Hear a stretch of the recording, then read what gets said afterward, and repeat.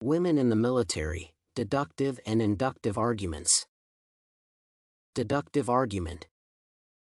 Since women are vulnerable to sexual violence and military organizations are dominated by men or potential perpetrators, women in the military face the risks of experiencing sexual harassment from men, which finds reflection in military MeToo movements. In the proposed argument, women's vulnerability to sexual abuse and harassment acts as the first premise. This statement is true since the fact that women make up the majority of sex crime victims is not called into question. The second premise, men's numerical superiority in the military structures, is also a well-established fact. When combined, these rather general and self-evident premises give rise to a sound conclusion that females in the military system are at risk of experiencing harassment, and one specific example is demonstrated. Both premises need to be correct to lead to the stated conclusion, which is why the argument is based on deductive reasoning.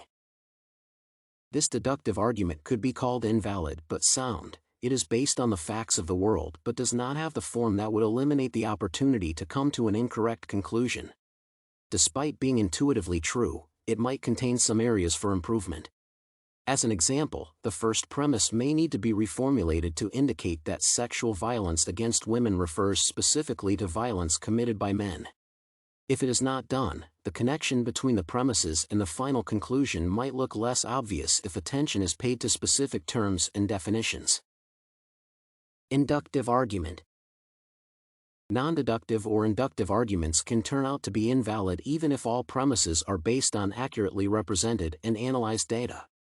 One inductive argument has been constructed for this assignment with the help of takeaways from comparative medical studies cited by Chen et al.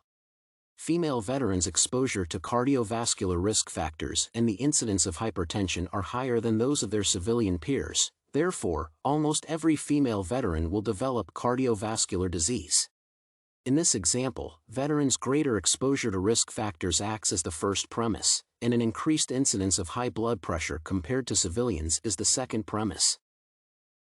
The argument is non-deductive because both premises are factually correct and true, which, however, does not automatically make the final conclusion a true statement. Instead of offering full support for the conclusion, the premises guarantee only partial justification due to being related to the conclusion thematically.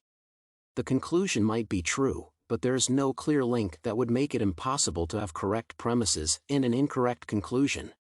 It is because the conclusion seems to exaggerate what is said in the premises instead of using established facts without changing them. Whether the conclusion is true depends on what is meant by almost any in terms of the percentage. Finally, the proposed argument could not be called extremely successful. It is because the conclusion's inexactness makes it relatively challenging to examine and evaluate. Argument's connections with moral and ethical principles. The arguments above are linked with ethical principles in different ways. In the deductive argument, the problem is that it might be perceived as the vilification of all men, which is not ethically appropriate. Despite being tied with what is observed by researchers, the conclusion might cast a shadow over all military institutions and men in the military system, especially those having power over other female subordinates.